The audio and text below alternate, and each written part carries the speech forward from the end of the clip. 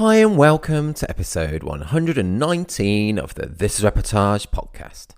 My name is Alan Law. I'm the founder of This Reportage and This Reportage family, and I'm a photographer too. In the style of David Letterman, my next guest needs no introduction, but I'm going to do one anyway. It's a real honour to chat to the fab Kirsten Lewis this week. Heralded by many to have really spearheaded the entire genre of documentary family photography, although Kirsten has a much more humble description of herself, which you'll hear on the episode.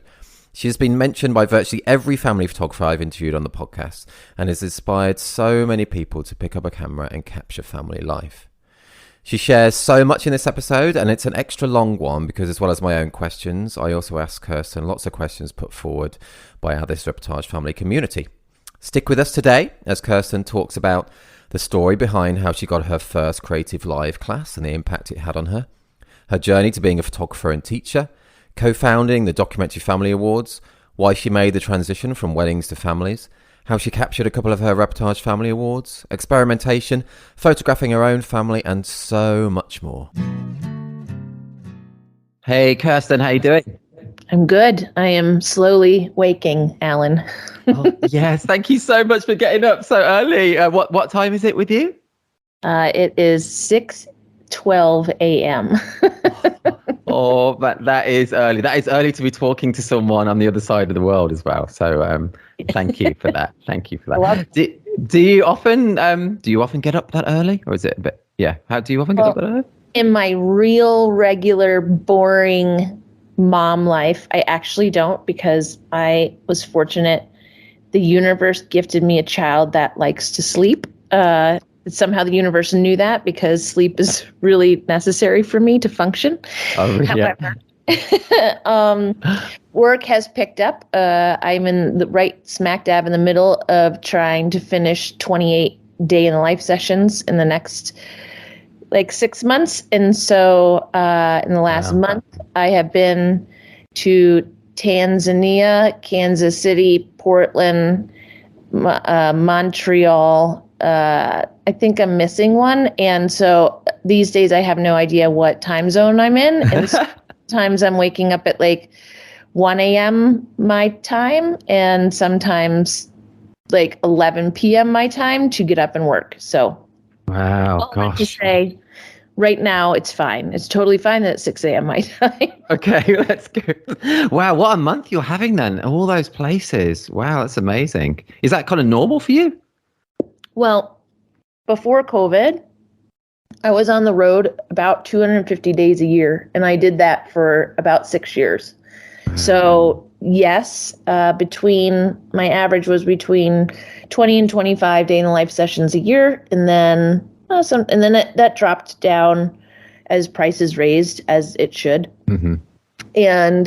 But then with conferences and teaching and workshops, I was on the road most of the year. And then COVID hit and that all stopped, and it was quite a reset. So to answer your question, it's a yes and no answer. For 6 years, I was very used to it. And then 2 years, not at all. And so it's quite an adjustment. And now I'm a single mom with a little one, and trying to figure that out with my ex and be on the road. So it's a little bit crazy. Wow, that is a lot to juggle. Gosh. Yeah. And where is home for you when you do get to spend some time at home? Where is home in America? So I'm based here in Denver, Colorado, and I've been here in October. It'll be 9 years. Okay, nice, cool. And people who've listened to a few episodes of the podcast, so I'm going to say it again, but I've been to America, but I've been 7 times, but I've only been to Las Vegas. I've never been anywhere else in America. That's bad, isn't it? I know, it's bad. Oh God, that fills me with joy that your only experience in the United States is Las Vegas. Is that what everywhere is it like in America? Is everywhere like Vegas? No, I don't think what? it is. No, I know it isn't. I know. Is this weird, surreal, imaginary, dysfunctional playground. Well, depending on where you are in Vegas, there's really normal parts of Vegas, but what we all think of and see in the movies and what many of us have experienced of Vegas is that is a vortex away from reality. Yeah. I know. I think that's why I like it, because I live in a very sleepy corner of the UK in Cornwall. So it's like the opposite of where I live. I quite like it. Have you been to Vegas quite a few times then? A lot. So I've always spoken at WPPI. So I think I've probably been there about 20 times, more than that, probably. Wow. Gosh. Do you like it? I do, but it's funny. I'm actually going there right before Halloween, just for fun. But yes, I do like Vegas. I have a expiration date when I'm there. I can't really go more than 5 days in Vegas, especially if I'm at a conference, because with WPPI, a lot of the time you don't ever leave the hotel. And so the lack of sunlight on your face can get to you after a while. Oh, I get that. Yeah. 5 days is enough in Vegas because it's just exhausting to be there as well. It's fun, but exhausting. And they pump extra oxygen in all the hotels to keep you awake longer, which is kind of crazy. Yeah. So keep you gambling. Yes, that's right. Keep losing your money is what you want. Do you gamble when you go there? Do you gamble? Yes, I do. Usually, tradition always was, and things have changed since they switched the conference. It always used to be at the MGM. There was a group of, 30 of us that would always, more than that, 40 or 50 of us that would go every year. And it was kind of like spring break for us to reconnect. And there was a group of us. It was me and all the guys. And we would play Pai Gow for one evening. It's a really fun, rather long game. It's a slow game, and it's so much in your favor that when you win, you have to give the house back a little bit of money. Oh, really? Really? So every round that you win, then you have to give the house a little bit of money. But it's fun. And so for years and years, at least 10 years, I think it was like a Sunday or Monday night after dinner, I would go with the boys and play Pai Gow. And I went, and my girlfriends and I went last year, kind of like my divorce party gift. Oh, nice. My really good friend Olivia bought me second row tickets to see Lady Gaga in Vegas. Oh, wow. What was that like? Brilliant, amazing, incredible. And it was her jazz show. So it's all jazz pieces, and her piano was right in front of our seats. So to witness her playing and singing was definitely like a once in a lifetime opportunity in terms of live music. That's so cool. And then afterwards, I took the girls and I taught them how to play Pai Gow. So that sounds like a good time, though. That does. That's a game I've never played, actually. I have no idea how to play that. It's super fun. And you actually have two hands while you're playing. So you have two chances to win. That's why it's always in your favor that you're going to win. Well, that sounds good. I'm going to try that next time in Vegas. I'm going to do it. Is that WPPI's moved, has it now? Is that the Mirage now, is it? Yeah, it's in the hotel where, all the volcanoes. No, but also where the horrific shooting took place years and years ago. Oh, right. Oh, okay. Right. Yeah. Oh, okay. I've been to WPPI a few times, so I love it. It's like a chance to go to Vegas and put it through the books as well, because it's a taxable expense. Right. Yeah, it's good, isn't it? Right. Right. Okay. I could talk about Vegas all day, Kirsten, but I think the listeners probably would be annoyed at me. So let's go on. So Kirsten, I know that every family photographer listening will have heard of you, and one of our members actually referred to you as family photography royalty yesterday, actually, which is a good title. Weird and okay. And not to be shaming whoever said that, but whoever said that, if they know me really well, I'm not sure they would say that about me. Oh, really? Really? But anyway, I know you've had a massive impact on so many photographers' careers. You've been mentioned, by virtually every family photographer I've interviewed on the podcast as well. But I just thought it'd be cool if we could go back to the beginning, how it all began for you, how you got into photography in the first place, how you became the photographer and teacher mentor that you are now. That's a big question, isn't it? But yeah, basically, it's just how did you get into this world of photography, really? So I've shared this story a bit, and I feel like it's slightly boring. There's nothing super exciting. So I come from a family of artists. My dad is an actor and musician. Oh, cool. My mom and my pops, who passed a couple years ago, they both photographers. And actually, this story I haven't told. My mom and my pops met when I was 3 at a peeper frog photography class. There's these teeny tiny frogs that live in Connecticut, where I'm from, called peeper frogs. And the only way you can find them is at night when they make sound. And so you go out into like the wetlands or the swamps and with boots on. And when they start making noise, you shine a flashlight on them and you stun them and then they won't move. And then with the flashlight on them, you photograph them. Wow, and that is how my parents met. And that's a very cool way of meeting. Where how my mom and my pops met. So I grew up with a dark room in my home, and I actually learned how to print long before I learned how to make a picture. It was something very special, really, that I shared with my pops more than my mom. My mom printed too, but it was really an art form that my pops really loved to do. And so I remember being as young as 5 or 6 and waiting for the red light on the outside of the door for the dark room to turn off, which meant it was safe to come in. And I would sneak in there and spend hours helping him develop photographs. And what kind of photographs? What was he?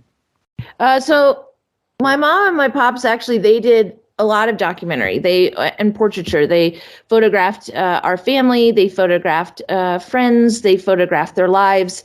And Cool. And just to fast forward 2 years ago, it was really fun.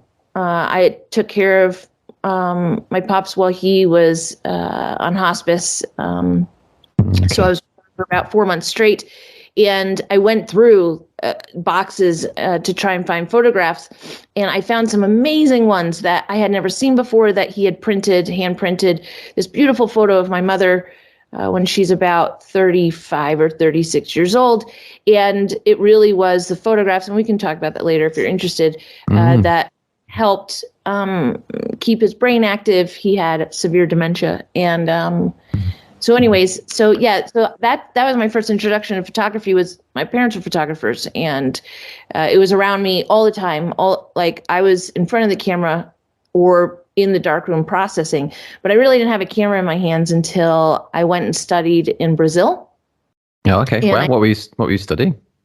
It was just a summer semester that I took a break from regular life and escaped to South America. And I studied urban development down there, which wasn't it wasn't part of my degree, but where I was in Curitiba they're brilliant. It's considered some of the best city planning in the world, the way that their city was planned out in terms of efficiency and the environment. And then I was studying Portuguese. And but I had a camera. Do you speak it now? No.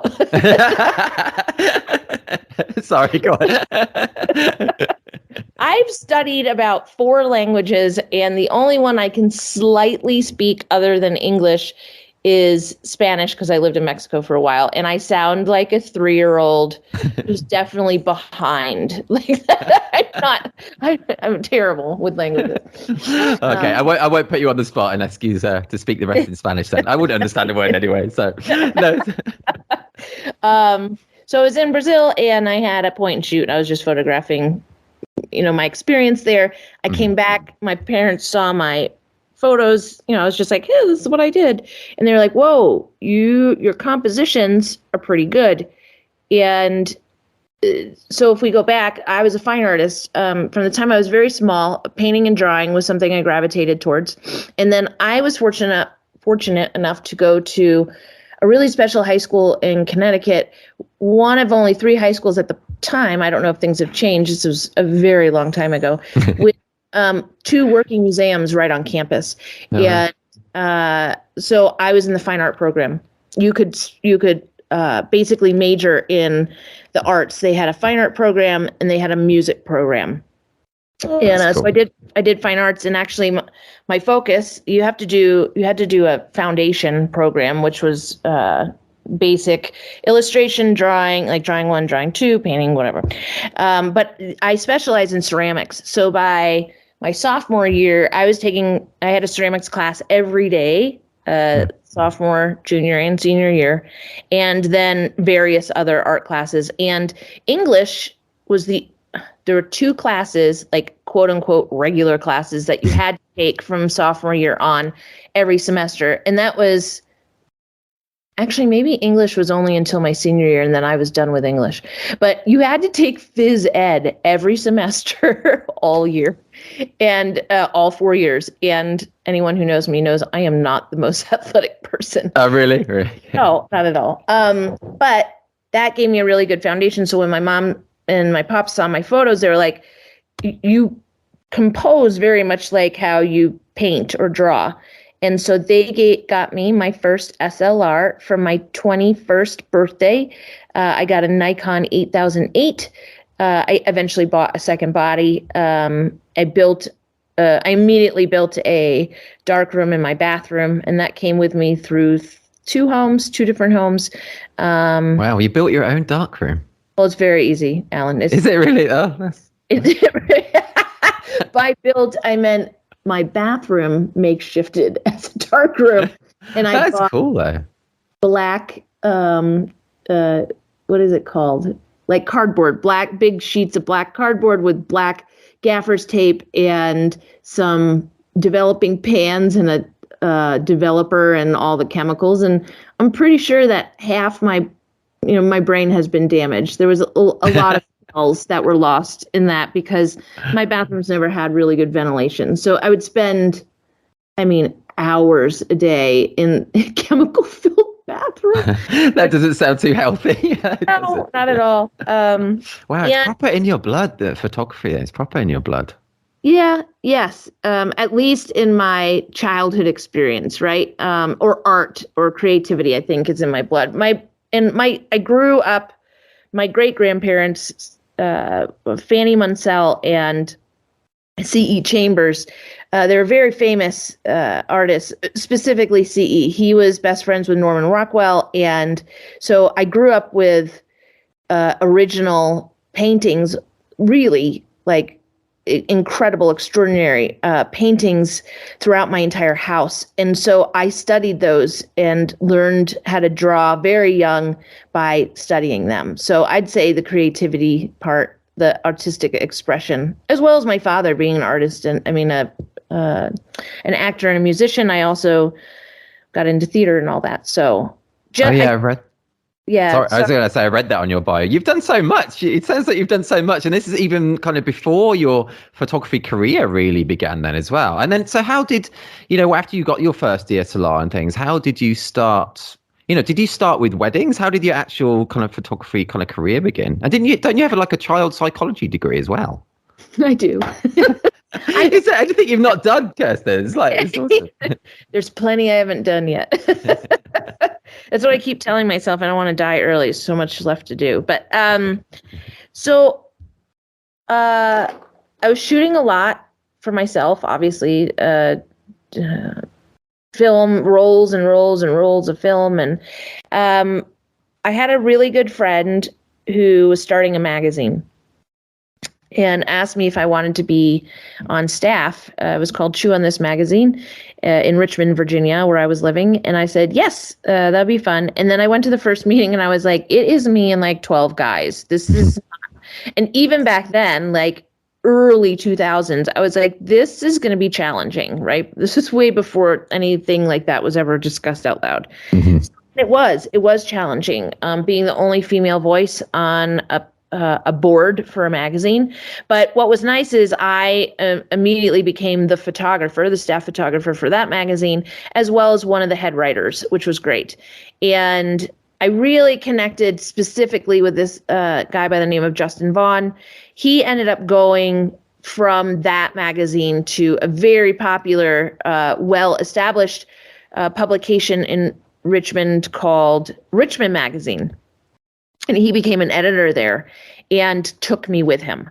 And so then I became a a contract photographer for Richmond Magazine. And I worked with them for like 7 or 8 years.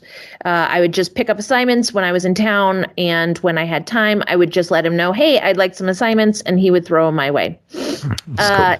In the process, it is a very typical fairy tale story. I had friends that were getting married. They were getting married in Jamaica. They were like, please, I mean, you're going to be invited anyways, but please bring your camera. And if you bring your camera and just take some photos, we'll pay for your flight. I was like, that's fine. So I went with 8 rolls of black and white Ilford film and 3 rolls of Kodak.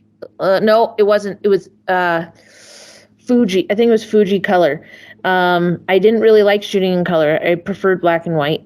And I shot the whole time we were there. And then friends saw those photos and then asked me to shoot their wedding. And so the story goes.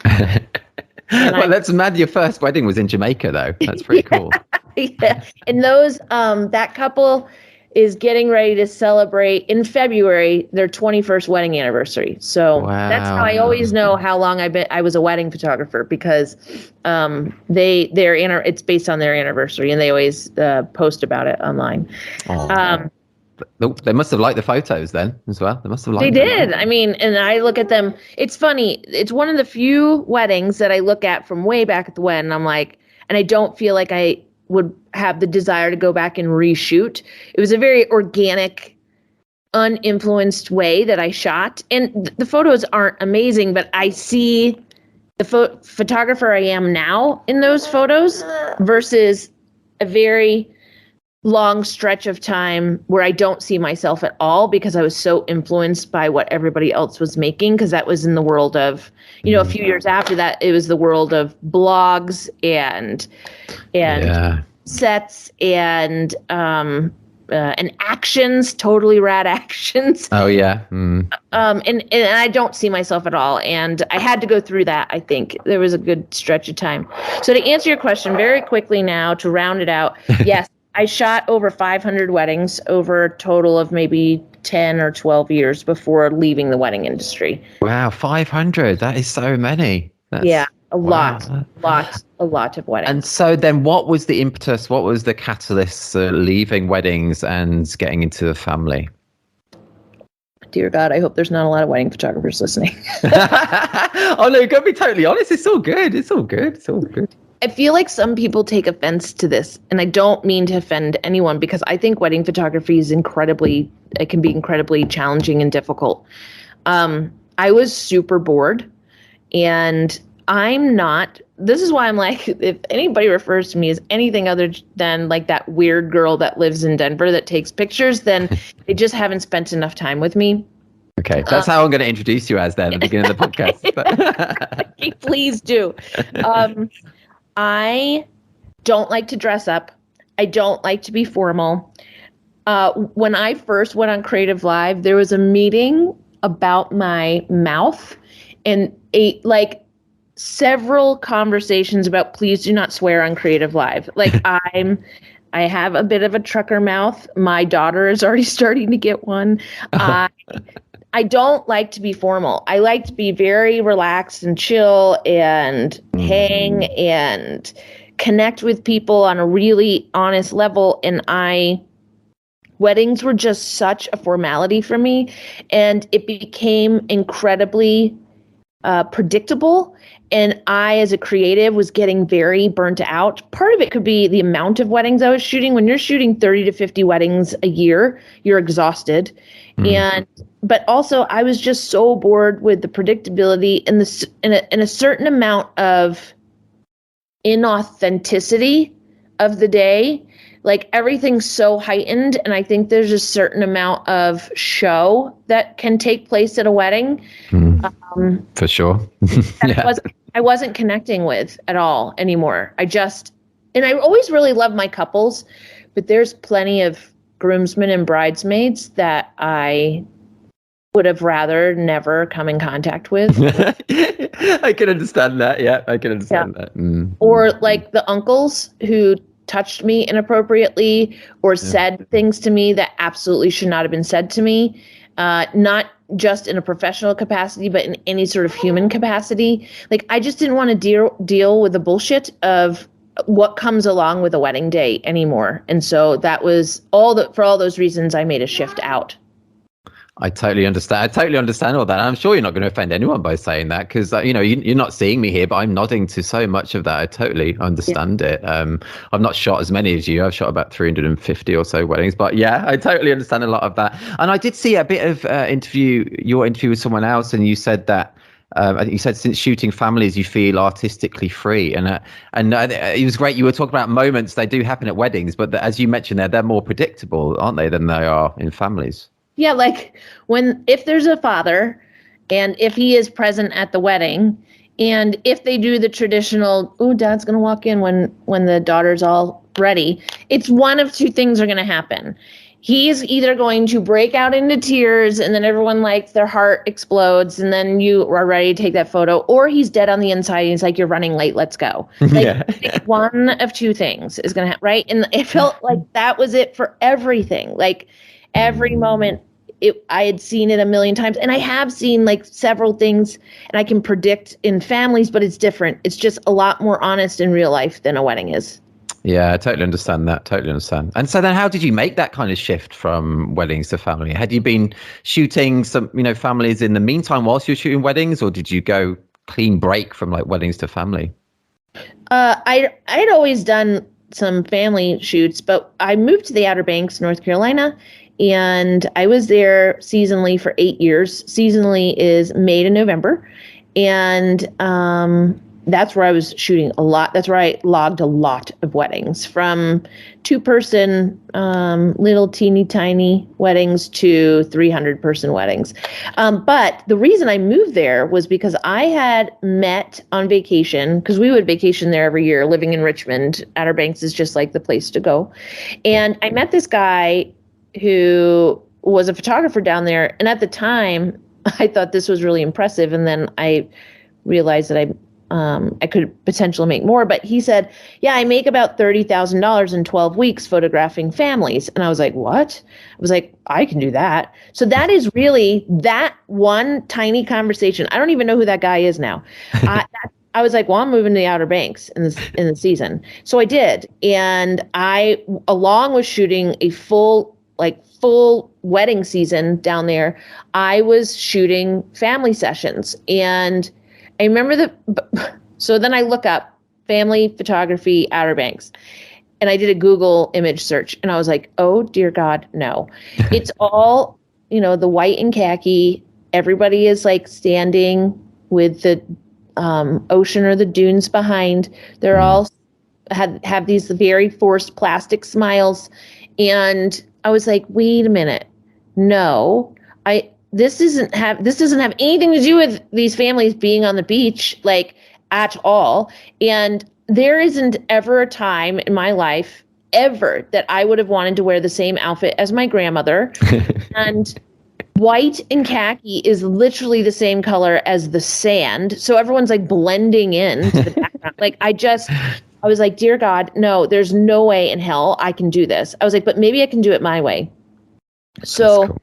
I'm not kidding, Alan. In my contract and in the first contact email, I state that you may not wear matching clothes, and absolutely no one can wear white and khaki if they hire me. And it really filtered out 99.9%. I'd say like every year, maybe one or two would not listen to me and wear the white and khaki. Or would you just not photograph them if they turned up in that then? Would you say, no, I'm sorry? Yeah. My attitude changed really badly. Like, I always had an assistant with me, and they would be like, oh no. I would just be really frustrated. I mean, I would still deliver photos to them and I would do a good job, but the whole point for me and my approach was, I just want to photograph people enjoying their time with their families on the beach on vacation. And so my shoots were pretty structured in terms of, and I would tell them ahead of time, you get 10 minutes out of an hour to have very casual portraits made of you and your loved ones. And then after that, it's all play. And I would give them a list of about 20 different things, ideas for things to bring to the beach. And I always encourage them to wear their bathing suits or allow the kids to wear clothes that can get wet. I always had a bathing suit on under a pair of shorts, and I always had an assistant to tell me, because the waves can get pretty big in the Outer Banks. So literally one of my assistant's only jobs was to watch and yell out wave if there was a big wave coming. That's a cool job. I like that as a job. That's cool. And when you hire a 19-year-old who is boy crazy and on her cell phone the whole time, sometimes she doesn't yell wave and you get knocked over. But was it difficult to get those initial bookings though? If families were so used to that kind of lifestyle, portraiture really, and you were coming along with something really quite new and different, was it difficult to kind of show people that, look, this is what is great, this is what you should have? Oh, of course, yes. The first year I booked maybe 10. Right. I got 10 clients, and they were all out of the box clients, to be perfectly honest. Like a couple of same-sex families hired me. I had a couple single parents hired me. I had and then a bunch of international clients hired me. I remember this one family, very large family, came over from Germany or maybe Holland. So it wasn't like the family coming, the family with the 3.5 kids, the white picket fence from Ohio. They weren't hiring me right away. And that's what the majority of the people are like coming down to the beach. So it took a bit, but I've always been a bit resourceful and thought outside the box. So very quickly, I had to think of a way to connect with my potential clients, not relying on them just finding me on a Google search. But I will say that once I built up even just the 10 shoots gave me enough content to have a solid portfolio online that was so different than anything else that people were offering on the beach. And there were maybe 100 photographers down there. Maybe I'm exaggerating. Maybe 50 photographers. I think that's a more fair guess. Mm-hmm. And when you would search once you would get to my website, it was very obvious I was the anomaly. You can get those photos from any of the other photographers, but if you want this, I'm the only one to hire. That's cool. That's so cool though, isn't that so important? And and you are kind of attributed really to this kind of genre of photography, documentary family photography. When people think of documentary family photography, they do think of Kirsten Lewis. So how does that feel? I mean, that is super cool. Feels stupid. But it's so true, isn't it? You are totally synonymous with it as what does it feel like? Well, here for me, photography was in my life longer than I have memory. Does that make sense? It literally was in my life before I even remember. I have memories of my childhood, and my mom was making documentary family photography when I was 3. So documentary family photography has been around much longer than I've even existed or breathed. As long as there's been cameras, there have been people that have been making really important photos for their own family's history. It just really wasn't ever marketed as a retail or commercial business. That's the difference. And there's still people that were doing it, but maybe not making a living doing it. Okay. I'm humbled at that idea that in any way I'm attributed to this.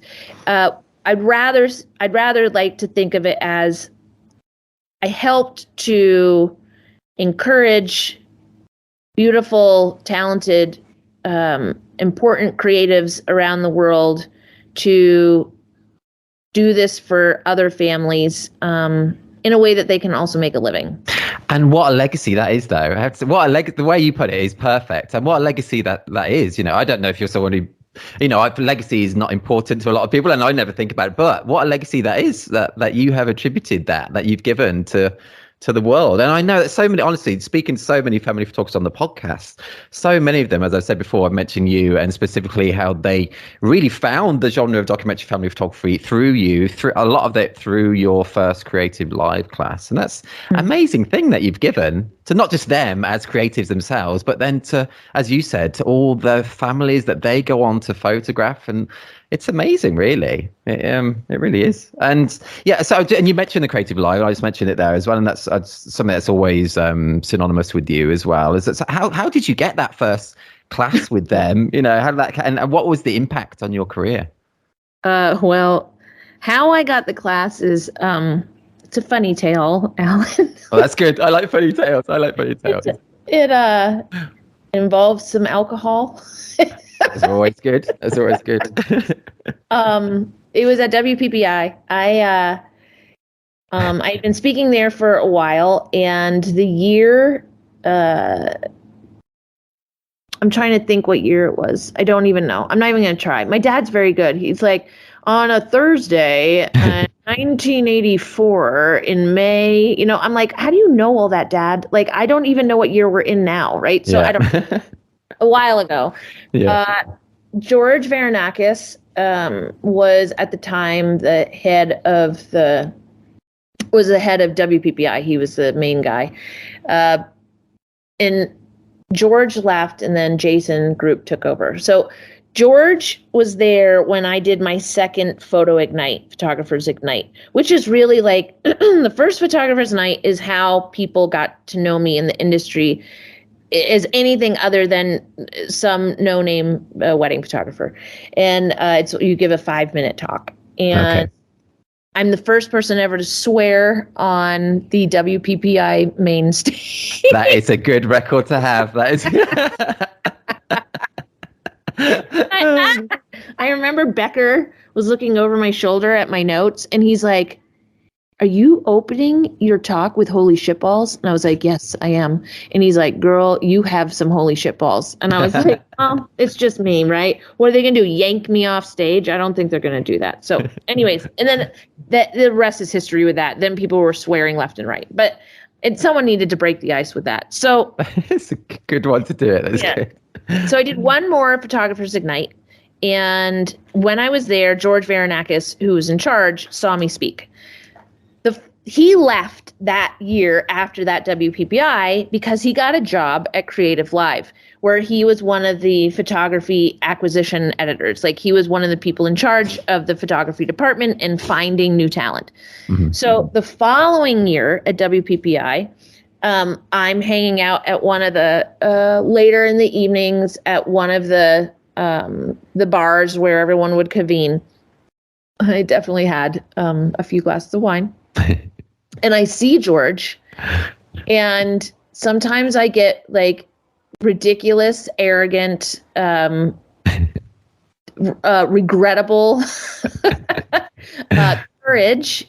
And I was just being dumb. And I went up to him. I was like, "George, so good to see you." And he's like, "Kirsten, how you been?" I was like, "Well, I heard that you a pretty big deal at this new company." I didn't even know what Creative Live was. I knew nothing about it. And other than people taught on Creative Live. And he's like, "Yeah, it's pretty awesome." I was like, "I think I should be on it." Like, oh God, so dumb. And he was like, "Okay." And I was like, "See you later." And I like left. And I woke up the next morning to a text message. And he's like, "I've put you in touch with Arlene, and she'll be reaching out to you about Creative Live." And I was like, "Oh my God, no. I wasn't for real with that, right?" And so Creative Live kept reaching out to me. Arlene kept reaching out to me. And I was like, "Nope, I'm not ready." And so I finally talked to her. I was like, "I'm not ready. I'm not ready to do it." I don't know what I was thinking. I was like, a bottle in of red wine. I was kidding, right? So the following year at WPPI, I had like 5 talks. I had a main stage platform talk, and I was speaking at a couple of companies, like in the smaller booths on the trade show. Mm-hmm. And I think I was on a panel or something. Oh, and I spoke at the Nikon stage. So that was a big year for me. And this woman that I didn't know, a recruiting agent, her name was Amanda. She went to every one of my talks. I didn't know this. And I'll never forget, I did my last presentation at Nikon that year, and I'm walking away and I hear Kirsten, like this little voice running across the trade show floor. And they're like starting to like clean up because it's the end of the day. And she gets tripped by like these wires and just goes flying on her face. And I was oh my God. And she's like this redhead, and I like all this red curly hair flying. All right. And so I like run over. I'm like, oh my God, are you all right? And she's like, I'm Amanda. She's on the floor. She's like, I'm Amanda from Creative Live. I need to speak to you. And I was like, oh my God, are you okay? So we spoke, and she's like, we really want you. Like, we really want you on Creative Live. Please, will you come consider teaching on Creative Live? And I had like a full year, I feel like, of growth in terms of my process for shooting. I had shot a lot more, and I was like, okay, let's talk. And so that's how I got on Creative Live. I love that story. That's awesome. And to be honest, like, so that was when they were doing 3-day classes. I was incredibly nervous, and no one knew what I did, right? And I remember like my really good friend Tyler, when I was talking to him, I was like, what should I be teaching? Like, I mean, I'm going to teach what I do, and he's like, it's going to be too risky to just teach that. You're going to have to teach some other stuff. And in my gut, I was like, no, I'm just going to teach this. This is what I'm doing right now. Like, this is what I believe in. And I'm just going to teach documentary family. I'm not going to talk about weddings. I'm not going to talk about, the actual portraiture or any of that. I just am going to talk about documentary family photography. And so I built a course just based around that, and my fairly limited experience. I'd only been doing it for about 4 years, 3 or 4 years at that time. And I remember day one opening, you have to set call is at like, it's at like 5 a.m. or 6 a.m. I'm panicked. Is it proper like filmed at a studio and things? Yes. It's is there an audience as well? Well, yes, normally there's an audience. I was so unknown. I had 2.5 people in my audience. And I say 2.5 because the first 2 days I had 3 people, and then the third person left because she had another obligation. So then I only had 2, my third day. Okay. So I joked that I only had 2.5 audience members. So I only had 3 audience members. And I remember I was in tears before we started recording or going live. And I was like, actually live as well. It's live. It is. Yeah. It's live. And I was like, I'm so sorry, Arlene. Like, I feel like there's going to be 10 people watching. This is such a waste of all of your time and money. I was like, it's probably just mostly going to be my family and some random bored guy who's going to tune out. Like, no one is going to care about this. And she was like, Kirsten, we have 10,000 people pre-registered for your class. Oh my gosh. That's amazing. And I was like, what? And then I'm super nervous, right? But and then you were like thinking, I wish I'd sign on to a royalty per subscriber. Like that would have been good. Yep. And it was they had it like a great just group of people who I got to work with. I loved and am friends with my producer. And her name is Kathy Ramos. And they just made me feel so comfortable. And at the time, it was still 2 hosts. Did I have 2 hosts? I think I did. I think I had 2 hosts at the time. And then they went to 1 host. They really started to like cut production costs for my second and third class, as they were doing with all of Creative Live. And that now Creative Live really it's not much of anything anymore. They've gotten rid of almost all of their staff. But yeah, it was an extraordinary experience for me, a very humbling one, an overwhelming one. I was not prepared for what was going to happen. My classes have had, I think now over 2 million views or something crazy. Wow. That is crazy though, isn't it? That's amazing. Gosh, That is so cool. And as I say, like everybody, so many people have said how that's how they found out about you, but not just you, about that whole genre. So it's proper, what an impact that had. I mean, man, I get nervous just about talking to people on the podcast. I can't imagine doing a whole kind of live, was it like a multi-day thing then as well? 3 days, you'd say? Yeah. 3 days, 8 hours of content a day. and then you have a couple of breaks in between. And it was run very much like a TV show. So first of all, you've got like 4 or 5 cameras on you, lights and all that, and you're mic'd up. And so the hosts would be manning everything on the board. So the board, like when you're watching live, you could go on the board and have conversations, and you could submit questions to me live through the hosts. So the hosts were taking care of all of that, as well as managing anyone going in and trying to heckle. Yeah. Did you get anyone doing that? They can't do that. Do they do that? For sure. Yes. Oh, especially, sorry, but like, this is no offense to you, but especially older white male photographers. I'm not so old, but no, I am actually. I am quite old. I apologize, but yeah, that was in the beginning. That was the main thing. Okay, things shifted with my second class, and for the most part, my first class was received very, very, very well.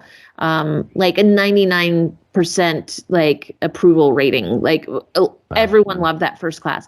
Second class, not so much. The second class was a lot more seemingly controversial. Oh, really? Why? I shared a lot of personal stories, and I had every intention that I don't have any regrets about my second class. And in fact, I think my second class is the best class. My second class, I talked a lot about, my whole thing, and it has been since I started teaching. Well, not even started, but like as I've developed my teaching is, while I want people to learn skill set and to build their toolbox for how to make a good photo, at the end of the day, the most exciting thing for me as a mentor or teacher is to see my students, my equals, my beautiful friends that I make through teaching. I want to see them really connect with the work that they're making on a very personal level. And the way that you get your work to stand out amongst other people's work is simply by injecting yourself in how you're sharing what you see with the world. And I can't expect people to do that unless I'm incredibly vulnerable in sharing my own experiences and how I make my own work.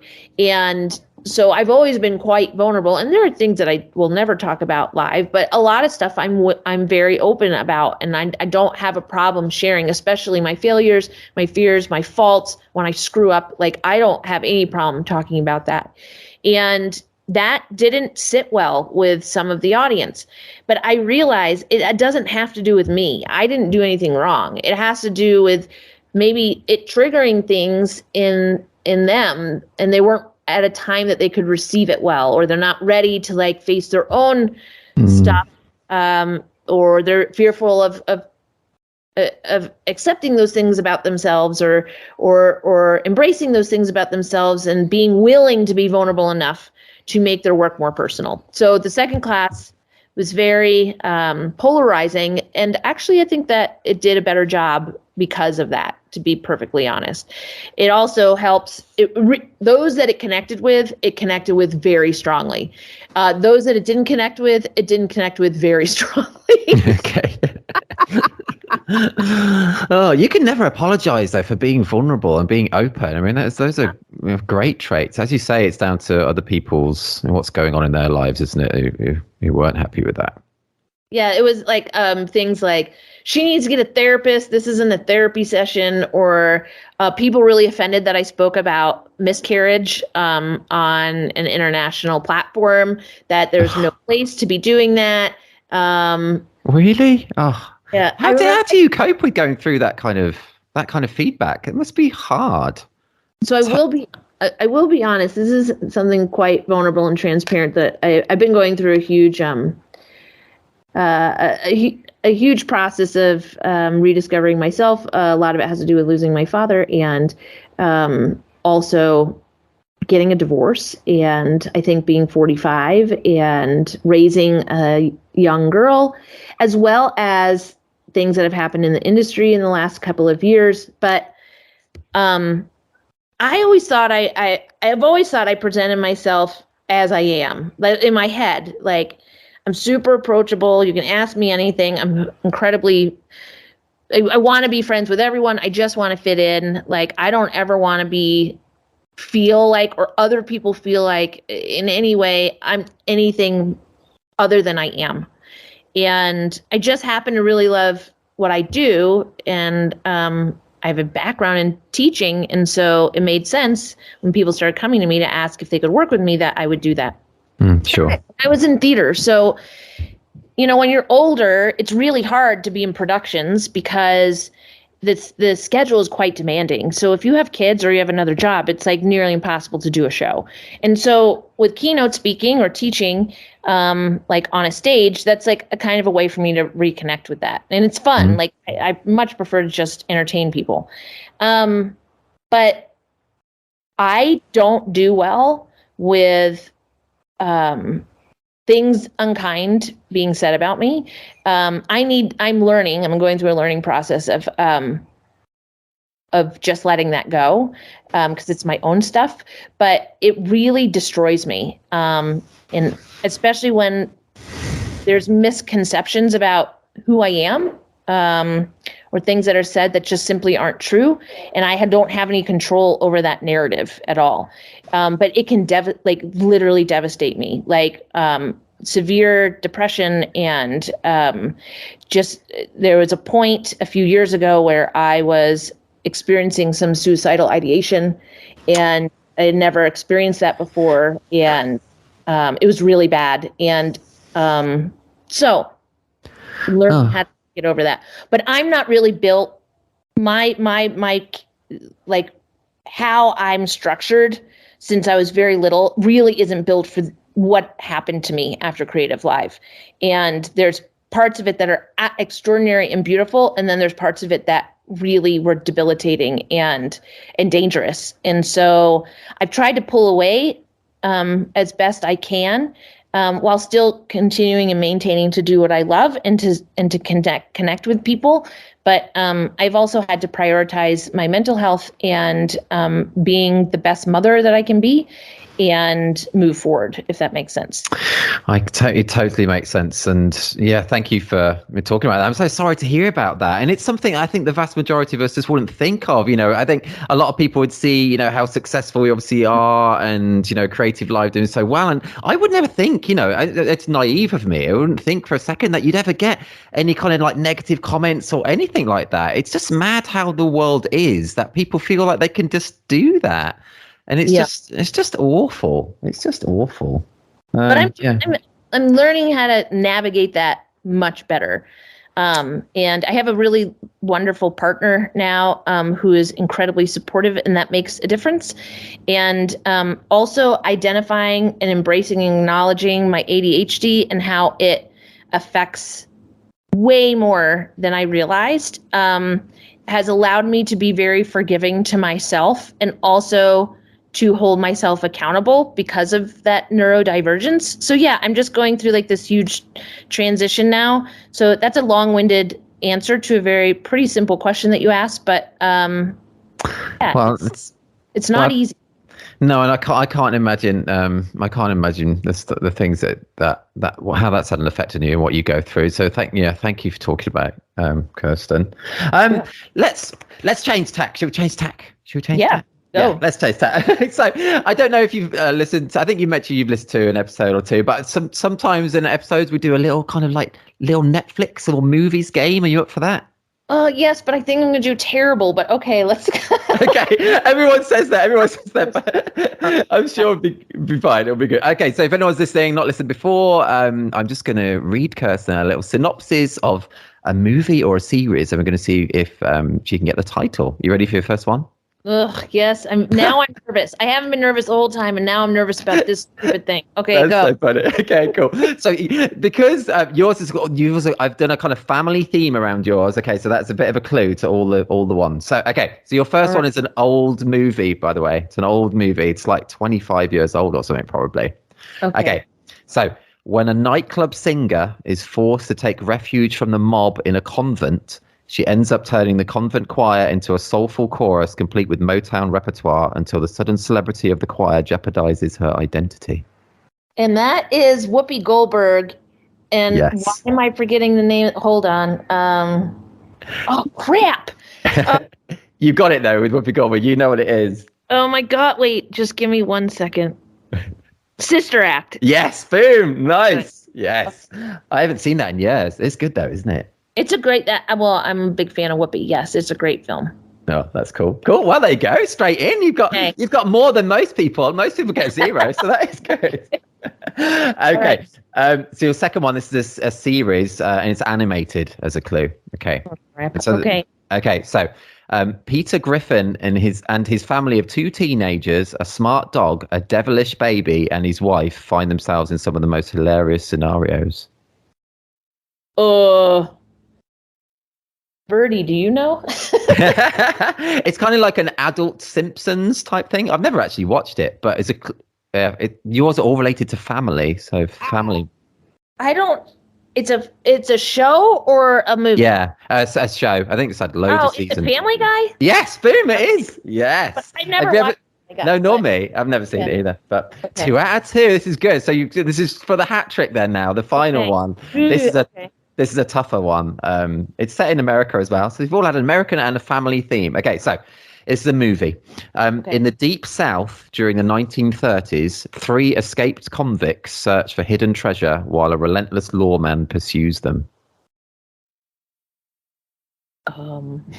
This has got it's quite an obscure one. It's got George Clooney in. Oh, brother, we're out. Yes, yeah, that's it. That's so good, Kirsten. You nailed it. 3 out of 3. It's a good film. That is actually. That is a good film. Yeah, I'll have to check it out. It's is it Coen Brothers? Yes, it is. Yeah, that's what true. I thought. Yeah. Nice. Well, I way better than I thought I was going to do. Well, perfect. You can't do any better than that. I wish there was a prize to give you, but alas, there is not. But yeah, you get the kudos for 3 out of 3. That's all good. And let's stay off photography for a minute as well. Just do a few other quick fire things. Do you prefer sleeping or eating? Oh, geez. I think eating. Food is really important in my life.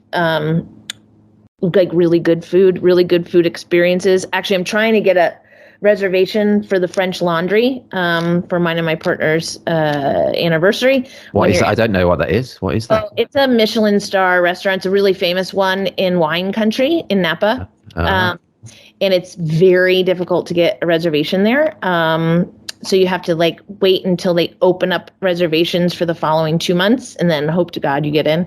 It's like a 10-course experience. It's very expensive ahead, but that sounds good though. So I'm going to say food. Eating is okay. Eating over sleeping. That's cool. And do you eat well when you go to Vegas then? Because they've got loads of great restaurants there. 100%. That's one of the reasons why Mitch and I are going to Vegas. It's just so we can eat at really good restaurants. I get that. Any tips? What's your favorite restaurant there?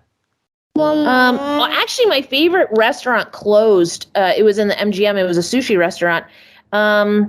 I'm trying to think where the last place I ate. Tom Colicchio has a pretty decent steakhouse that I've always had a really good experience at. I forget what it's called though, but it is also in the MGM. Okay. The thing is, if you look up any well-known chefs, most of them have a place somewhere in Vegas. And I'm always a big fan of just looking at reviews and trusting the reviews. Emerald has a decent restaurant there. Again, I'm not remembering everyone's names, but I know which chefs have places. Okay. Yeah, but anyways, just look at reviews and pick out places of chefs that have some sort of notoriety that you might want to try their food. Yeah, I need to do that more. So you don't go to McDonald's every night then in Vegas then? No, definitely not. I only recall that one night when we were all up after we were gambling till 4 a.m, and it was the only thing open, and we got 100 chicken nuggets and just laid them out on the table. That sounds fun. Cool. Kirsten, as a kid or a teenager growing up, did you ever have any celebrity crushes? Yes. Who won? Why am I forgetting the name? Oh crap. See, everyone loved when I was a kid. So I'm 45. So I grew up in the 80s, 70s, 80s. Everyone loved Ricky Schroeder from Silver Spoons, which was that little white hair blonde kid. I do not know who that is. No. Blue eyes, very cute, right? But I always had a huge crush on the Karate Kid guy. Why am I? Oh yeah, Ralph Macchio, isn't it? Ralph Macchio. He was a huge crush of mine for a really long time. Oh, that's cool. Did you have like a poster of him? Oh, definitely had a poster of Ralph. Yeah. That's so cool. I love Karate Kid films as well. They're great. And now he's in Cobra Kai, and I'm like, he didn't age quite as well. Oh no. That's funny. I've watched the first couple of seasons of that, but have you watched all of that, Cobra Kai? I have, yeah. Does Elizabeth Shue come back in it? From does, but only for like an episode. Yeah. Okay. She doesn't come in and like break up the family unit like I was hoping might happen. No, that didn't happen. So talking about crushes, I had a major crush on her in Karate Kid when I was young. She was so cute, right? Yeah, I can see that. Yeah. But she aged quite well as well, because in like Leaving Las Vegas, I love that film. She's great in that. She looks exactly the same. Yes, she's aged incredibly well. Like, and what does that mean even? Like aged well? I just think like she's just as, if not more beautiful now than she was. She was like in her early 20s. And Ralph has aged well. I'm just not my attraction to him is not as strong or intense as it was as a 10 or 12-year-old girl. You don't have a Cobra Kai poster up on your wall now? No, I don't. But I am watching the show. It's mindless fun, right? It's ridiculous, mindless fun. So yes, yeah. And talk about mindless fun. We've been watching Selling Sunset. Have you ever seen that? No, what is that? Oh, it's like a real reality TV program about real estate agents in Hollywood. It's it's trashy, really, but I quite like trashy TV. I do. I like trashy reality TV. Me and I are friends because trashy TV is like one of my all-time favorite things to watch. Really? That's great. I mean, The Bachelorette. I don't think you can get trashier than that, and I can't wait because it is the finale tonight. So. Oh, okay, nice. Oh, I've never seen that, but that sounds good. I think I've seen The Bachelor years ago. I think. Yeah. Oh, it's terrible. It is terrible, and like. It's so terrible. It is genius. Yes. Oh, that sounds good. I'll have to check that out. Kirsten, let's go back to your photography. Although I really enjoyed that little segue as well, but I'm really enjoying the photography as well. So, Shh. We're talking about Mitch. And so now the little one is woken up, just so you know. Oh, no worries. Hello. Could you hear me? Yeah, she can hear you. She's cool. Yeah. Hello. How you doing? You want to say hi? No. Okay. No. Okay. I understand. Scary Englishman over the internet. No, I get that. Yeah. So yes, Kirsten. So as well as shooting all over the world and educating so many, you also co-founded the Documentary Family Awards, which I'm sure all of our listeners know about. So I was wondering, can you tell us more about creating that and how you find running it? I was obviously very interested in this myself, but also one of our members, Lauren Haar, wanted to ask you for your thoughts about it all and what's next for the DFAs. Sorry, lots of questions there, but basically, can you tell us more about the Documentary Family Awards? So I just remember, this was a long time ago. I was at CPC, which isn't around anymore, the Canada Photography Conference. And I was talking, it might have been to Tristan. I was just like, I want to create an awards that celebrates like all this great work that especially my students are making. And I think, and at the time I was like, I think this is going to be a way to teach more of the world about this approach to family photography, which I've always said is just an alternative to the family portrait. And or maybe I was talking to the owner of the CPC. I don't know. Anyways, I was like, I don't know if it's possible. I really don't know if anyone would be willing to go in on it with me because I can't do it all by myself, but I believe in this. And I said, like, I want to do it differently than other awards out there. Like, I think we should judge live because there's transparency there. Because anytime I've seen awards, I've always wondered, well, how did they get to those choices? Like, if I don't agree with the choices, or I do agree with the choices, I was always curious to hear more about, and still to this day, I'm curious, like, how come this, and what did you see that I'm not seeing, that kind of thing. Mm. So I talked to Jenna and Tristan about it, and and I'd been teaching with Jenna for quite a long time at that point, and I was traveling. Our families were traveling a lot together, so I became very close with Tristan, and they're like, "We're in, let's do it." And to be fair, I do not run the awards at all. It is all Tristan, and it is such a labor of love on his end. Like, it would not exist without Tristan. Jenna and I do very little, and I'm holding myself accountable for that. Like, that's not a good thing at all. I'm just I'm always overwhelmed with all the other stuff I do. And so yeah, sure. always picking up the slack. And as you know, owning now two different, it's basically two different companies, right? The family awards and the wedding awards. Like, it is so much work. Like, yeah. it is so much work. I can't even, yeah. So we used to, like, at one point we were going to do 4 award cycles a year, and then 3 cycles a year.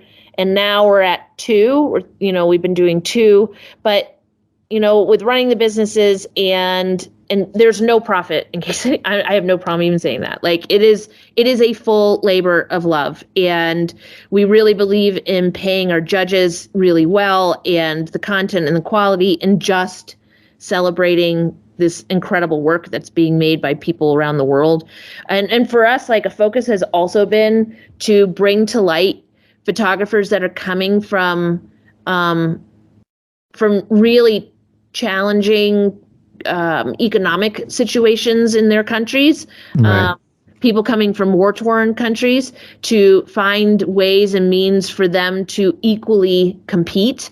Like, these are all things that are really important to us. And so I don't know, we may only do 1 cycle in 2023. We do plan on having at least 1. I don't know if we'll be able to do 2. I'm hoping 2. I'm hoping 1 in the spring and 1 in the fall. But it's all been a huge labor of love, and it would not happen without Tristan. But it is solely because we believe in the work that's being made, and we believe and love talking about photography. And that is the most fun part, and challenging and exhausting, is the live judging. It takes 3 to 4 days of recording to get through it all. And then Tristan, has to edit all that and prep it to stream live. And it's crazy. People must get so much from that live judging, though. That is super special that you do that, and unique, really, isn't it? I think that's awesome that you do that.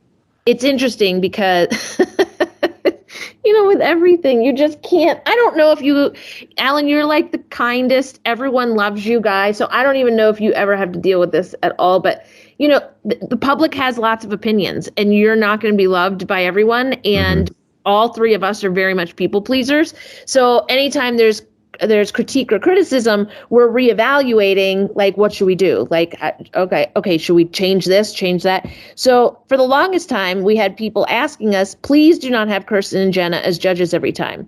And we're like, oh, really? And I was like, oh, thank God. Because, like, I want to give it to somebody else, right? And I every time it's like, I don't have to judge. And they're like, yes, you do, Kirsten. I was like, no, I don't have to judge. So we did 2 cycles of Jenna nor I judging, right? We had all 3 live judges, and that didn't go well by a large majority of the population. So we want you back. We want you back. Yeah. And so then people wanted us back. So then we came back for the last cycle. And we worked with Carl Joost, who is I believe he is an angel in human form. I work with him as much as I can. He is brilliant. He's a brilliant photographer. He's an extraordinary educator. He makes me a better human being every time I speak to him or I am around him. And so we invited him to be our 3rd judge the last round, and Jenna and I came back, and it had been 2 cycles. And that probably was received better than any other cycle we've ever done. So I don't know what to do. Like, do we keep coming back? I have no idea. It's so difficult though, isn't it? I mean, you said some nice words about me in there, but I get people are not happy all the time. We can't please everyone all the time. It's difficult, isn't it? It's difficult. And me as a people pleaser, I just want to please everyone. Like so I get very frustrated if I can't make everyone happy. So yeah, I understand. Right. So I don't know. To answer your question, I don't know what is going to become of the DFAs. We've also talked about, we love the educational end of it, right, with the live judging. And we've talked about, like, are there other ways that we can use this platform to give people like Carl and other photographers and educators also a means of continuing education through the DFAs. So we've talked about that as well.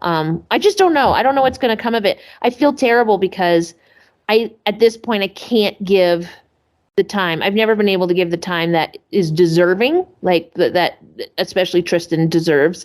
And he's always picking up the slack. And for that, he deserves all the praise and the recognition. I just can't say enough wonderful things about him. Oh, that's really lovely of you to say. And well, you're so busy, Kirsten. You're so busy, and we all just have a very limited amount of time in this world. Yeah. We can't do everything, can we? We can't. It's tough. But that's really interesting. Thank you for talking about that. And I'm sure, as I said, everybody has heard of the Documentary Family Awards. But in case that one person who's listening maybe hasn't, I will include a link, obviously, from this Reportage family to it as well. So definitely check it out. Is it open for submissions at the moment, or? No. We need to have a meeting about when, but I think it'll probably be in the spring. I don't think we'll do a cycle this year, another one. I think it'll probably be more in the spring of next year. And also, thank you. Like, I was so excited when for me, I'm excited anytime a new opportunity for me to participate and be like everybody else. And I was super excited when you announced that you were going to be opening up a family portion to This Is Reportage, and that you were so kind and generous and responsive to me when I was like, can I compete? You were like, I was like, I know I have the DFA, but I really love to compete. And it really meant a lot to me that you accepted and with open arms the idea of me being able to just participate. Well, likewise, it meant a lot for me for you to want to be part of it. So thank you very much for that. It's awesome. And that's a great segue, because I've got a question about that as well. And just to say, you've won loads of individual and story awards from us. And two of your individual awards that I especially love, I just wanted to ask you about, I love the no diving capture, which we actually use that as the first image on our homepage. Yeah. And the one I'd want also, I mean, you've won lots, as I said, but the other one that I really love is one where it looks like the parents are I think it's the parents are sharing like a piece of spaghetti, like Lady in the Tramp style. Yeah. And in the background, all the children have these brilliant kind of embarrassed reactions to it. So yeah, I just wonder if you could tell us about those two captures a bit. It's interesting that those are two of the ones that you're drawn to. Those are two of my most beloved families I've ever. I mean, I love every family I shoot. The first family, her name is Heather Esposito. She's a beautiful photographer herself. She's been a student of mine, and I'm very close to her and her family, and I photographed them 4 times. Nice. That particular shot was in their neighborhood pool, and most times I've been taught with photographers that are at a level that I'll always just hope to get to, that might not in this lifetime. But I'm reminded, don't ever rely on text to make a photo, right? Like, because you want it to be internationally appreciated. And so a lot of times, if you rely on the words in a text, you can't be sure that everyone is going to be able to understand it. Because not everyone reads English whatever language you're highlighting. However, that being said, no is a pretty universal word. So I felt like the no diving, even if you don't technically know the word diving, the no part might help a little bit. Anyways, I was playing with that scene for a while because I wasn't making anything I was really excited about. And then they started diving and I was like, well, you shouldn't be doing that. And I was like, oh, well, let's see if we just make a photo of that. And so there's a lot of luck involved, right? There was preparation. He had dove like 2 or 3 times, but there's no guarantee he was going to do it again. And in fact, then there was a bunch of times he wasn't. So that was one of those ones that I say I just squirreled away. And I was like, well, if they start diving again, I'll go back. And they did. And so that's how I got that shot. And that's very cool. Dove like 3 or 4 more times and I shot through all those and then picked the best one. The light is terrible on it. That's the one thing that really bothers me, is that there was no good light. And I'm really light driven with my work. For the most part, I prefer to have really good light. And sometimes, as my students will attest, sometimes I don't even want to shoot. If there's like terrible light, I just don't even feel inspired at all to shoot. So that's how that one was made. Very cool. Sorry, I love hearing your thought process and how you do it. It's great. Sorry, it's great. Sorry, carry on. It's cool. So the other one is another family that is incredibly special to me. I have photographed them. I think I've done 6 day in the lives with them, 7, maybe 7. 2 of those, it's a blended family. So mom and dad, Sarah Howell is mom, Matt Howell is the dad. And they each had a kid. Sarah had a little boy at the time. And Matt had a little girl. They met, fell in love, got married. And then they got pregnant with twins, which was unexpected, by the way. Wow. Yeah. Intentional to have twins. And they're like, oh my God, we're going to have 4 kids between us. So I've done, mostly I've photographed them when it's all 4 kids together. They've always planned it when they have all 4 kids together. And then there was one day in the life I did a couple years ago where they did just the twins when they didn't have the 2 older ones. But that shot is when they have all the kids. And Matt and Sarah have always been super affectionate. They're like this really inspiring couple to me that like really like have always expressed or shown their love for one another. And that was very typical of them to be doing that. It was not set up at all. And actually I had to decide because in that photo, I bumped focus. I talk about bumping focus a lot with my students. Like, don't be so sure if the background, like in a situation like that, is the background more important or the foreground? They're both telling the story together. So if you have the time, even if it's like a split second, just bump the focus. Don't make that decision in the field. And then you have both options that you can look at later. Because today, I still am not sure which one I like more. I think the one that I submitted, mom and dad are slightly out of focus. That's right. Yes. And the kids are making the faces. I also have the opposite, where it's them eating the spaghetti in focus and then the kids' reactions in the back. But like I've said, most of the time, the reaction is better than the action, and more important in terms of eliciting some sort of response from your viewer. But you most times need to understand what's causing that reaction, the catalyst. So you want to include both in the photo to understand. Yeah. That's so cool. It's great bits of advice and tips there as well. I'm just, I know you can't see me. I'm just smiling and nodding. It's all so good. It's so cool. Thank you for talking about both of those. That's awesome. And anyone listening now, do head to thisreportagefamily.com. I'll include both those images that Kirsten just spoke about. That's awesome. Kirsten, I know I'm keeping you a lot of time here. But as well as my own questions, I asked some of the This Reportage family community if they had any questions for you, and quite a few people responded. So do you still have a bit more time to talk to me? I do. Oh, that's awesome. Yeah. Thank you. So, so a few from This Reportage family members. So Anna Backhouse, who I've spoken to on the podcast before, actually, she didn't have a question, but she just wanted to let you know that she said, I undoubtedly owe Kirsten a lot for being where I am today in my photography. She's definitely an amazing mentor and person. So, yes, just thought I love Anna more, like, she's a kindred spirit to me, and I'm actually meeting with her later today. So later today? What, in the flesh or online? Online, yeah. We have a one-on-one, and she is not only is she just a gifted photographer. She is the embodiment of kindness and goodness as a human being. She's just a beautiful spirit, and I love her very much. That's lovely. I've not met her in person, but I spoke to her for a podcast episode, and she's just so lovely. I love talking to her. She's fab. So another member, Hilda Hubers. I'm sorry if I pronounce names incorrectly, but she would like to ask about your future plans and goals. She says Kirsten's already done so much, a book, so many workshops, public speaking, and the DFAs. What's next for her? And is she still photographing a lot? Maybe not as much as she would like. And how she keeps her work interesting and fun for herself.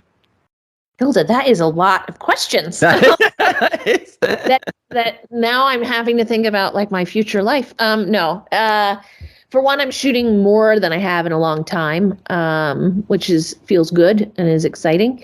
Not only continuing with my personal projects again after COVID. COVID was a long break, but I'm picking back up my. For those that follow me, or if you're curious, I have 2 sites, Alan, so I can give you the second site where like all my editorial work is and my projects are. And so I've been photographing a family with 5 little girls. They're not as little anymore. I've been photographing them for about 6 years, and their 2 oldest. Sorry. No worries. In my throat. The 2 oldest are dying of a really rare neurological condition called CLN3 back disease. Gosh. They're now 11 and 13. But when I started shooting, they only Cecilia, the oldest, was starting to have some vision issues, and they thought it was just some maybe degenerate like ocular condition. Or they found out that it was actually it's just a symptom of a pretty horrific neurological disease. So I just reconnect. I only got to shoot them twice last year, or in this past year, but I just went and saw them again and photographed them a bunch of times, and they were just in this sweet little pageant, which was so lovely. Photographed that birthday. That must be tough to do, though. That must be tough. It's not tough now.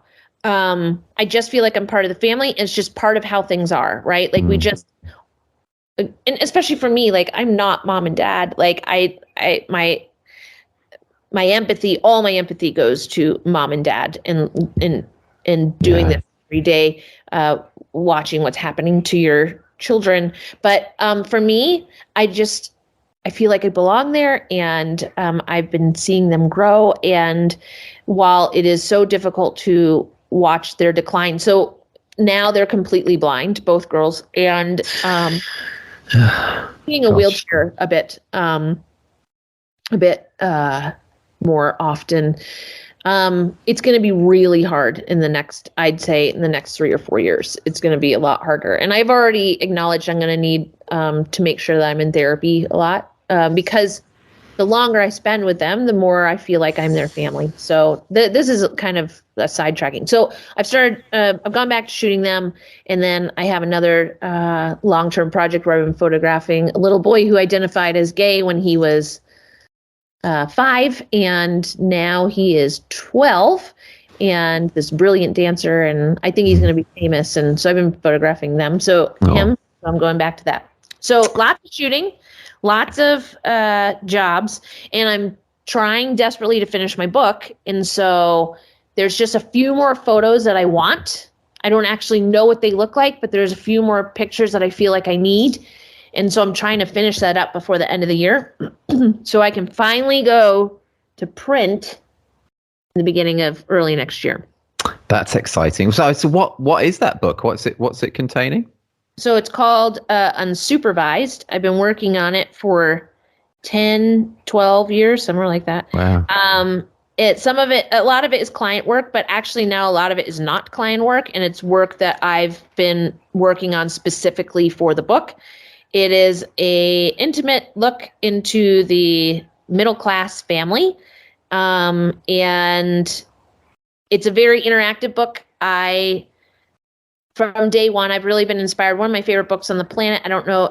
It's not like that well known. It's called The Adventures of Griffin and Sabine, and there's like 3 or 4 books, and the way that the book works is it's letters that they write back and forth to each other. And so there's an envelope in the book, and like you open up the envelope and then you read the letters back and forth. And I just thought that approach to it being more interactive is brilliant. So this photo book is very interactive as well. Cool. I'm getting a lot more ideas for the content, which I don't want to share right now. Actually, no, of course. Yeah, keep it sure. to myself, but very exciting for me. And unlike a lot of photography books, I am gearing this towards the general public. Not that other photography books aren't, but a lot of photography books are with other artists or photographers in mind about who the audience is going to be. And I've always felt that the work that I do is it's meant to be appreciated by anybody, because you've either been a kid or you have children or you have parents at some point, or have had an experience with parents, or just family in general. And so I'm really creating a book that I want to be experienced by everyone, not just an art community or creative community, but all people. So that's very cool. Very, very exciting. Awesome. That's really cool. And to stay inspired, I just keep shooting. That quick last answer. Anytime I'm feeling not inspired, I know it's that I'm not making enough work. And as far as what my goals are moving forward, I'm kind of going in slightly different direction with my income, business stories for companies. A lot of them family based in nature, but just doing more commercial work and doing more vacation sessions. The Tanzania trip was I've done quite a few vacation sessions, Paris and Greece and Costa Rica and Tanzania and various places in the US. But I've found a new niche financially with the vacation sessions. So that is a place I'm rearing quite headstrongly towards in the next year. So. Cool. Gotcha. You're definitely busy. Yes. That was great. Adam Belmont would like to ask you about experimenting. He said, I can't honestly imagine the high expectations and hopes clients have of what she delivers.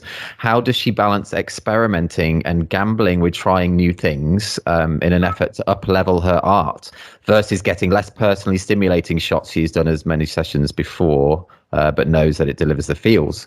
Thinking of shots where she tries something that doesn't work, but scenario doesn't let her repeat it and try again. Or what does experimenting even look like at her stage in development? So, Adam, I'm going to burst the bubble. We need a loop.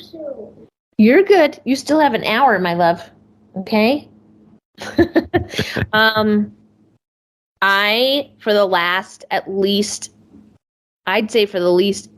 8 years, I have only shot for myself in a day in the life session. I don't know if it's selfishness, which it could be. I can totally acknowledge that it's me being selfish. Or it's not that I don't care about my client, it's because I do care about my client. And all I've ever wanted is, if I'm going to be hired, I be hired because people want to see how I see their family, not that I just do this for a living. And that has been such a beautiful gift as more and more documentary family photographers are embracing this approach and finding a lot of great success, and not even a competition, but like the opportunity to hire them out there. In the beginning, I feel like I was just hired because I did it, right? I was the one person out there, at least in some sort of public setting, doing it. So I was hired a lot. But now I'm at a place where I want to be, which is I'm hired because they want to see how I shoot. So I don't have any expectation. I don't place that expectation that clients have on me ever.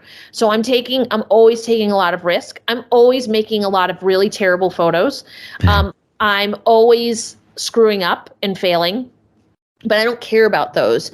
All I really care about are the ones that I do make.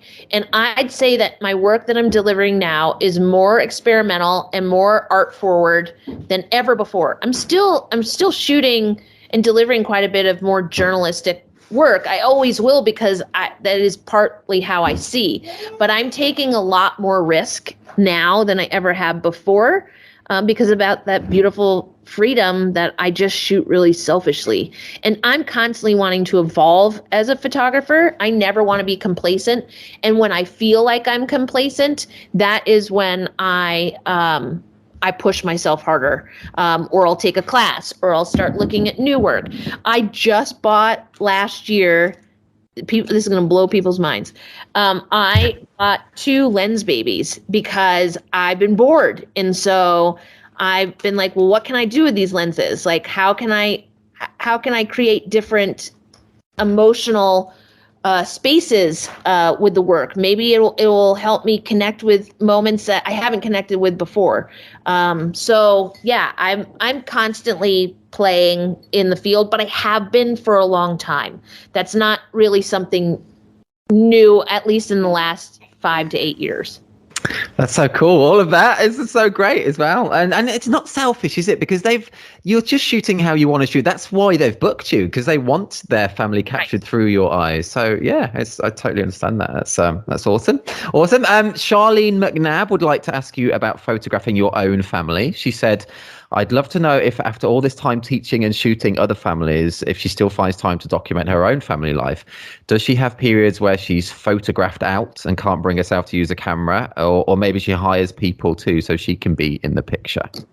I do both. So I try to have a day in the life done every year of my own family so I can be in the photos.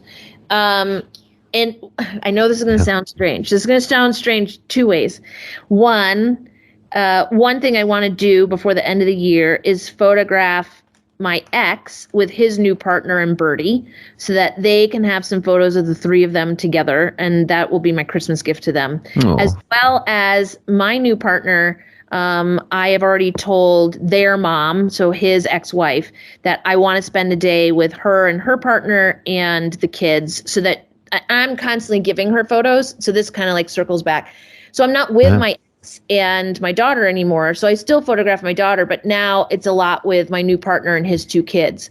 And anytime I make great photos of those kids, I give them to his ex-wife, but she's not in any of the photos. So these are my extended family that I'm shooting. Wow, gosh, that's so cool. Wow. Yeah. And so, yes, I'm shooting a lot. I always have a camera on me. I think it's really important.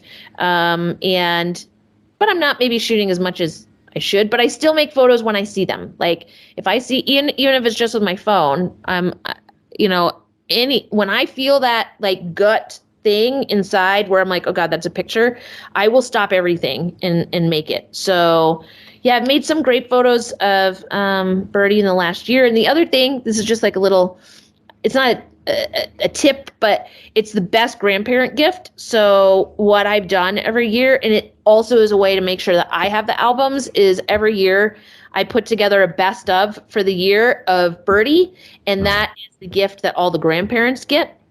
Oh, that's really nice. And then I always make a copy for myself. Otherwise, I'm not going to print those and put them in albums. So it's kind of like my way to keep me motivated to do that. Cool. The other tip I give is when I am shooting, when I have the camera in my hand, it's the same thing as when I'm with a client. Unless they're going to seriously injure themselves or the family pet, I am just the photographer. And it's that way when I'm photographing my daughter as well. Obviously, I'm not going to let her get hurt, but I do, like, if she's doing naughty stuff, I just let her do it. That's cool. If I want to shoot her, because otherwise I feel like the image itself gets compromised. So there's times when I need to make the decision, do I need to be the mom here or can I be the photographer?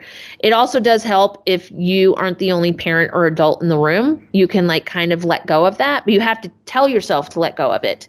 And then just shoot your family. But yeah, I do a lot. I photograph my life a lot. So Very cool. Very cool. It's great. I need to do it more. I should do it a lot more. I have to say as well, I think it's a beautiful name for your daughter. I think it's lovely. Birdie. Oh, Birdie? Yeah. So cool. Sabina Doppelhofer, and I hope I'm pronouncing that correct. I don't know if it's Sabine or Sabina. Yep. Yeah, she's so cool, isn't she? She said, I learned so much from you, Kirsten. She is really a great teacher and photographer. Looking forward to hearing the podcast. I would love to know if she plans something in Europe for next year. So I need to get to Europe. I think I'm coming twice. I am going to be in Dublin actually on Thursday, but it's for, I taught a narrative class for 2 years. It was a really intense year-long program.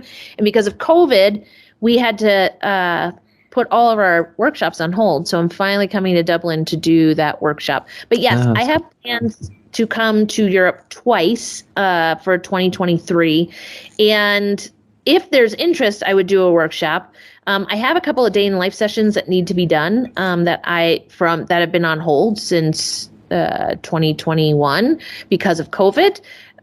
So yes, I'll be coming to Europe, and I'm open to talking about opportunities or shoots if people want them. I'm willing to respond to that in any way. No, that's cool. Make people happy. So it'd be great. Hopefully if you come to England, it'd be great to meet you. That would be very cool. Yes, Alan, for sure. I love that. I love the way you say Alan, by the way, because it really reminds me of have you seen The Hangover? Yes. Oh God. Am I saying it? Well, no, you're saying it perfectly. Yeah. And but you're saying it in that kind of accent that's said in the film. And I love it. It's so cool. I love it. Hangover is one of my favorite movies. It makes me laugh until I cry every time, especially the first one. The first one's the best, I think. Oh, I love it. So I watch it every time before going to Vegas as well. I always rewatch it. Yeah.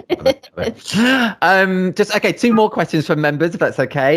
Fleur Gadamka, I hope I'm pronouncing it correctly, would like to ask you about repetition. So she said, does she feel like she is starting to see the same types of images from family documentary photographers? What would she like to see to keep the genre fresh and not imitation of images that work well? Yes, the answer is yes. And I don't think there's anything wrong with that because the wrong part. Art is an imitation of what we've seen before. That's what it is, right? And the way out of that, in terms of, first of all, playing and experimenting with things you've seen before that have worked well, that's a great way to learn, to be perfectly honest. I've definitely done it. So there's nothing wrong with it. The one thing I've seen a lot of is the panning or the movement photos. And I remember when my pops taught me how to pan with film. It was something he loved to do. Like, he loved making panning photos. It made him very excited. So I've done it for a long time. And what I say is, for me, myself, when I feel the urge to show, I pan when I feel like it really is that technique is going to be the best way to illustrate how I'm feeling in the moment and how my subject is feeling with the experience. What I see a lot of with the panning in particular is doing it just to do it, but I'm not seeing a moment within the panning, or that there's not a mood in the panning. And so it falls flat for me, but that's fine. I'm glad that people are experimenting and trying. That makes me very happy. So again, encouraging you to connect with also here. Oh, there's a lot I could talk about, Alan. It's all good. My students will tell you I'm always asking why. Why'd you make this picture? Why are you putting the camera to your face? I only make pictures when I'm inspired. So there's many times, and I have a course that will be coming out that's going to be unique that I've never shown before, is that I bought equipment so you can see the entire process through my camera. Oh, that's cool. You're going to be able to see exactly what I'm seeing and how I'm composing. And as I change my aperture or my shutter speed, you're going to see how that's adjusting the yeah, picture. Very cool. Yeah, that's cool. But you're also going to see that I don't shoot a lot when I'm in the field. I only shoot when I see a photo. And then when I see a photo, I am at it 150%, and I'm very committed. But if I'm not inspired, or I'm not seeing something, or I'm not connecting with something, I'm not making a photo. And that is a way, I think, it's a really good tip for those to constantly check yourself and ask yourself, why am I making this pic? Why am I doing this right now?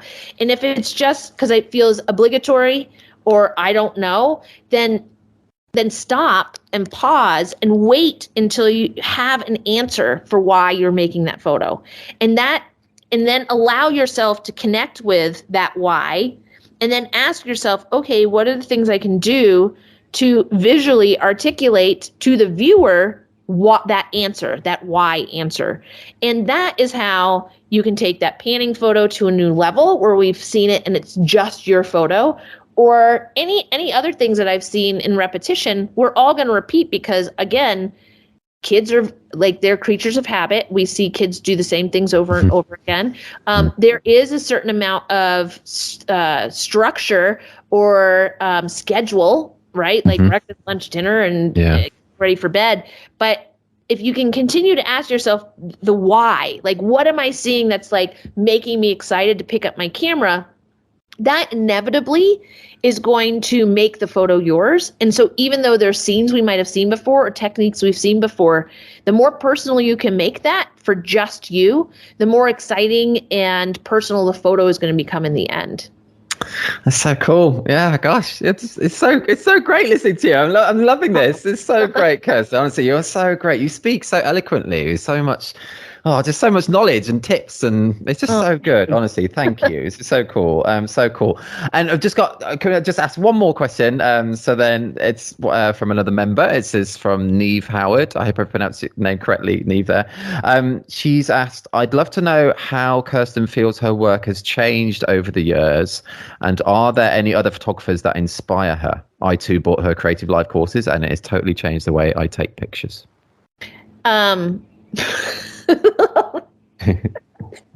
If you've seen the Creative Live class, to anybody out there, I always share like the photos I made in the beginning, and they're so horrible. Like and humbling and fantastic, right? Like there's this one I remember from a family that I photographed in Mexico when I was living there, and they're on a hill, and I tilted like so much. I talk about in the Creative Life class, I'm like, I don't even know how they're standing upright. Like, what?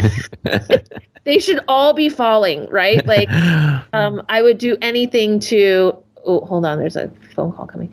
I would do anything to like go back and photograph them for free, right? Like give them a redo because it was so bad.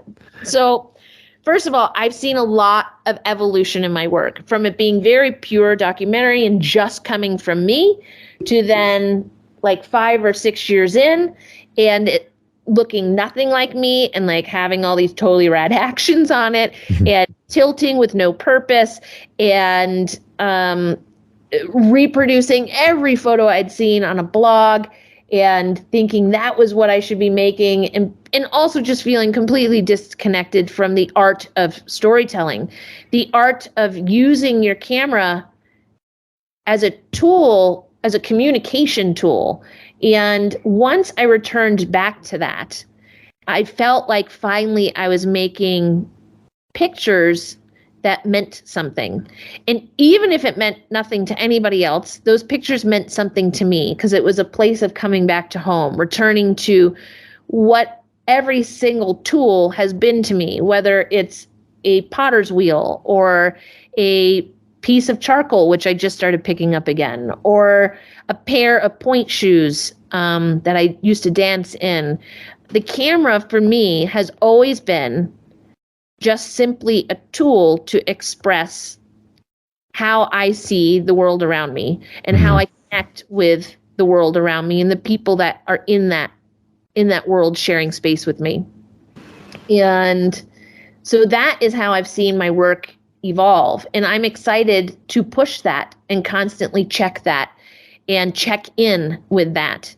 And as I evolve and change as a person, I hope that my why for why I'm putting the camera to my face in a particular moment also changes. And that with that constantly checking in and saying, wait, but why am I making this picture? What am I trying to say? Like what what is it that, how am I feeling in this moment? How are my subjects feeling in this moment? As I evolve and change, as a parent, as a partner, as a friend, and as a human being, just trying to stumble through life, like those photos will evolve with me, if that makes sense. That totally makes sense and said so well. That's so cool.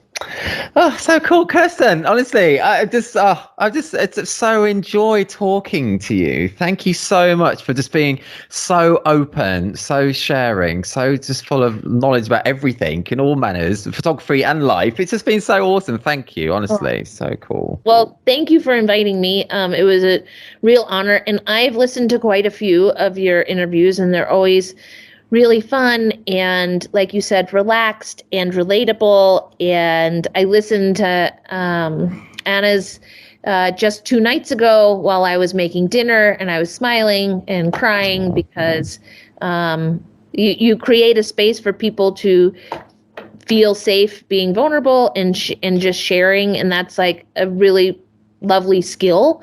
And thank you, because your contribution to the photo world in this industry is refreshing and much needed. Oh, well, thank you so much. Those are such lovely words. Thank you, Kirsten. That's really, really lovely. It means a lot. Thank you. Thank you. And hopefully I'll get to meet you one day, if not in England, in Europe, maybe in Vegas, that would be great. Let's plan a trip to Vegas, and I can teach you how to play Pai Gow, and we'll eat at all the best restaurants. It is on. And people listening now, do head to this Reportage family. I'll include, obviously, a link through to Kirsten's websites and the Documentary Family Awards, and include the 2 awards that she spoke about on this episode. And yes, all the best for your Dublin trip. Did you say it's very soon? Was it next week? Is it? Was it this week? Yes. Yep. I leave for Dublin tomorrow. So. Okay. Cool. Do you know it's the biggest city in Ireland now? I mean, it's the biggest city in the UK because it keeps doubling and doubling. So bad. And sorry, got to end on a dad joke. But honestly, yeah, Kirsten, thank you so much. I hope you have a great trip to Dublin. Hopefully I'll get to meet you. And yeah, just thank you. It was awesome. Lots of hugs to you, Alan. And I love hearing my name again in your accent at the end. It's just, it's so the hangover. I love it. It's awesome. Bye, Kirsten. Bye-bye. Bye. You've been listening to the 119th episode of the This Is Reportage podcast. Love talking to Kirsten. Hope you enjoyed listening in. Thank you if you submitted a question for Kirsten there, and hopefully I pronounced your name right, if so. Head to thisreportagefamily.com or thisreportage.com for links to Kirsten's websites, the Documentary Family Awards, and to see the couple of Reportage Family Awards she spoke about on the episode too. We now have 119 episodes of the podcast available, where we speak to wedding and family photographers from all over the world. If you like this episode, delve into our back catalogue for lots more. If you're not a member of This Reportage or This Reportage family, check out all the benefits of joining us, including an unlimited number of images on your profile, 60 individual award and 18 story award entries per year, invites to our physical meetups and parties, exclusive discounts, hours of educational videos featuring tips and advice from some of the world's best photographers, and much more too. We're currently judging our latest round of awards. Thanks everyone for the thousands of submissions. Amazing work as always. But our next round of awards will be open for submissions soon. The deadline is 23:59 GMT on the 23rd of November 2022. No poses, nothing staged. This is Reportage. And this is bye for now.